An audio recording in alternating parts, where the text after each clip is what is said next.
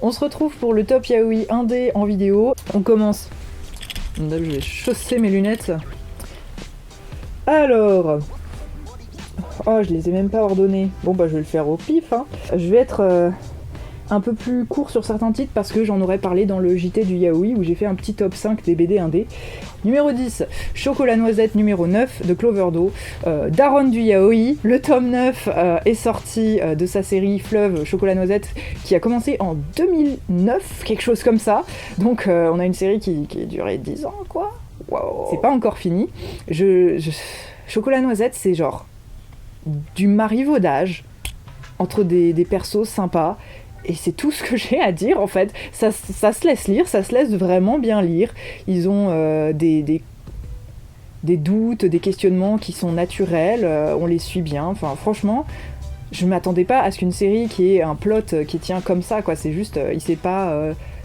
Il y a un mec gay, il couche avec un gars, et puis il y a son pote dont il est amoureux, enfin bref, c'est le doutage. Mais ça marche bien. Quelquefois, tu pars d'un truc aussi simple et ça marche. Numéro 8, qu'est-ce que j'ai mis ? Alors, en anglais, Buza Good Morning Salwa, superbe BD, vraiment très très belle, dispo en ligne. Moi, je l'ai découverte sur Tapas et ensuite j'avais acheté le premier tome en crowdfunding. Ça se passe dans une espèce de ville...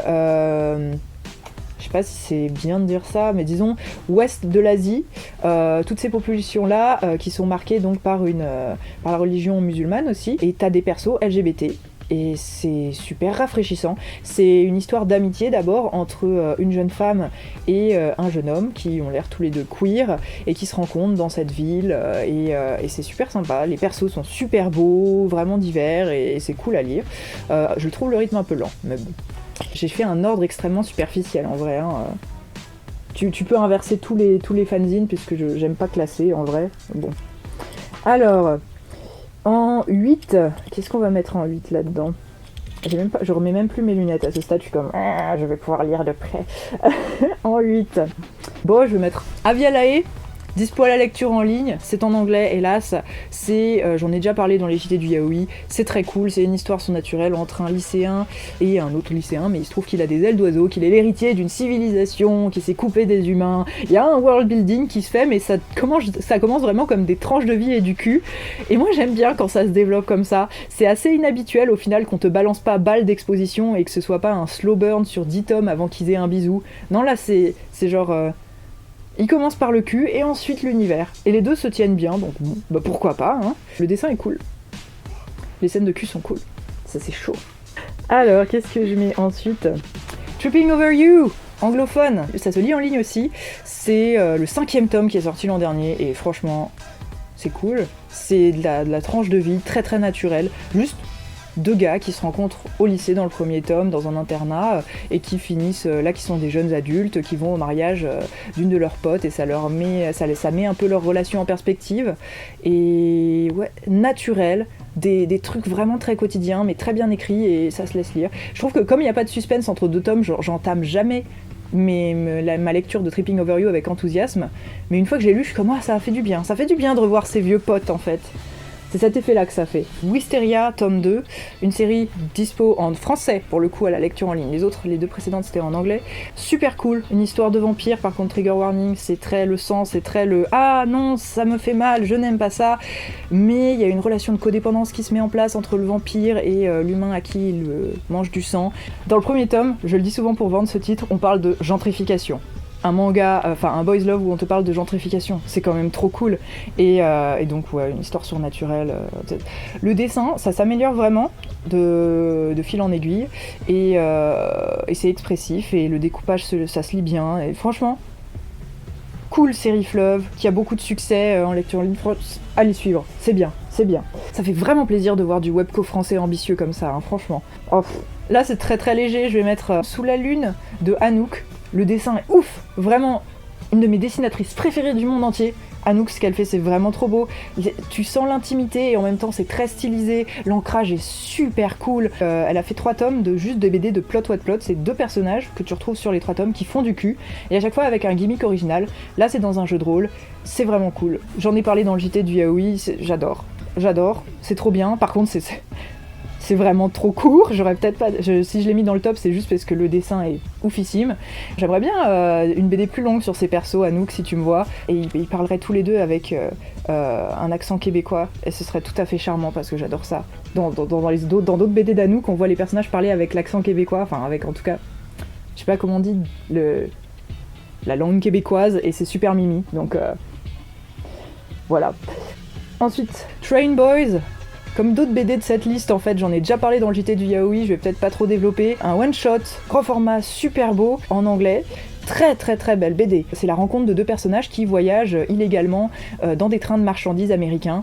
C'est toute une culture de voyage comme ça qui s'ouvre, qui est développée dans cette BD, et puis deux personnages crédibles, qui n'ont pas forcément des lourds traumas, mais qu'on sent qui se cherchent, et très très beau. Vraiment, superbe BD.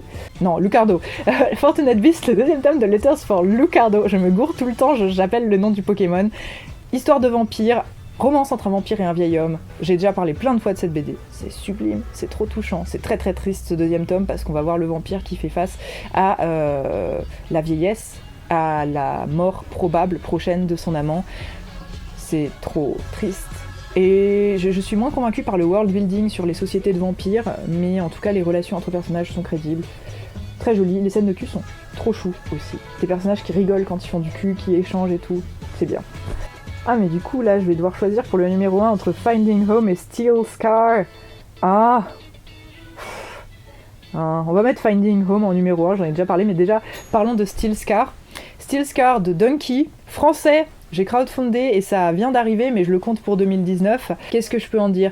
C'est très masculin pour le coup, c'est quand même une BD avec un couple gay.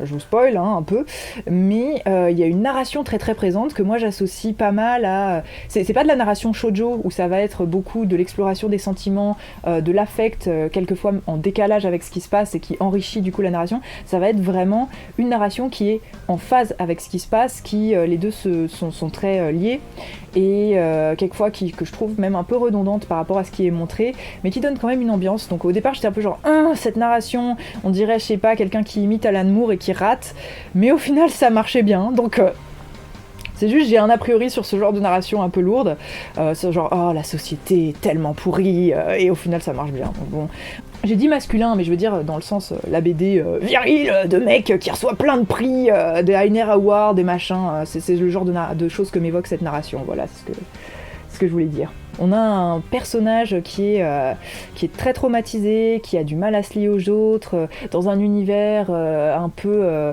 avec des pirates, des hackers qui luttent contre la pègre qui domine la ville et tout ça, un petit peu de SF.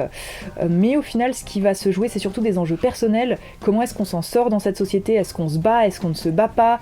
Au final, les personnages vont être obligés de se battre à la fin de ce tome. Ouais, est-ce que au final, c'est égoïste de choisir de vivre sa vie et de vivre une histoire d'amour que de faire ça. Et franchement j'ai trouvé ça très prometteur, très ambitieux pareil. C'est cool de voir de la BD indépendante ambitieuse comme ça, et c'est dispo à la lecture en ligne en plus, c'est trop bien quand c'est ça. Allez lire donc. Et du coup en premier, Finding Home, un gros coup de cœur cette année, BD full couleur, magnifique. J'en ai parlé dans le JT du Yaoi, j'en reparle ici, allez vite fait, de la fantasy avec un très bon univers bien développé, des personnages super attachants, très bien construits psychologiquement, des beaux dessins originaux, un découpage super bon avec des alternances présent-passé. Du coup il y a une petite souci technique mais on boucle vite fait. Alors ouais, très bonne série, regardez le JT du Yaoi pour me voir en parler plus, c'est trop bon, c'est dispo à la lecture en ligne mais en anglais, hélas, mais voilà, trop bien. Et ben voilà pour ce top, on boucle de justesse et on va aller manger parce qu'on a faim, n'est-ce pas ? À plus dans le bus. On se retrouve pour des nouvelles vidéos bientôt, je vais essayer d'être plus active sur ma chaîne cette année et je vais peut-être lancer un Patreon et un Utip, je vous en parlerai plus tard, je vous mettrai des liens, suivez-moi sur les réseaux sociaux, on se retrouve très vite.